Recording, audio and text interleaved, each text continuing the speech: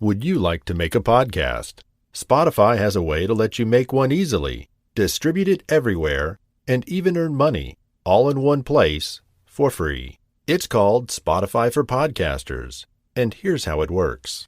Spotify for Podcasters lets you record and edit right from your phone or computer, so you can start creating today. Then you can distribute your podcast to Spotify, and everywhere else podcasts are heard. And video podcasts are also available on Spotify. With Spotify for Podcasters, you can earn money in a variety of ways, including ads and podcast subscriptions. And best of all, it's totally free. You know, ever since I discovered Spotify for Podcasters, I've enjoyed sharing my favorite stories with children around the world. If you've ever thought of starting your own podcast, download the Spotify for Podcasters app or go to spotify.com/podcasters to get started.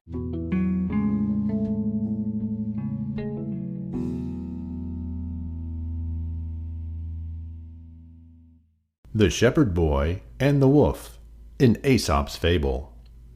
A shepherd boy tended his master's sheep near a dark forest not far from the village. Soon he found life in the pasture very dull.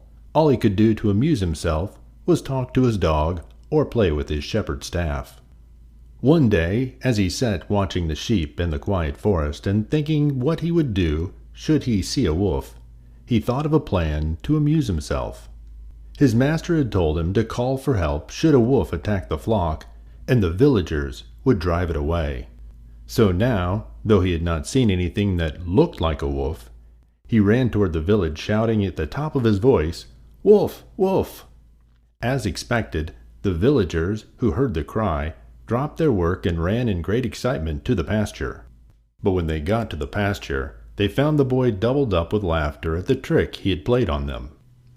A few days later, the shepherd boy again shouted, "Wolf! Wolf!" Again the villagers ran to help him, only to be laughed at again. Then one evening, as the sun was setting behind the forest and the shadows were creeping out over the pasture, a wolf really did spring from the underbrush and attack the sheep. In terror, the boy ran towards the village, shouting, "Wolf! Wolf!"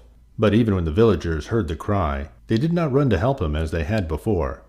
"He cannot fool us again," they said. The wolf killed a great many of the boy's sheep, and then slipped away into the forest. The shepherd boy learned a valuable lesson that day. Liars are not believed, even when they speak the truth. The end.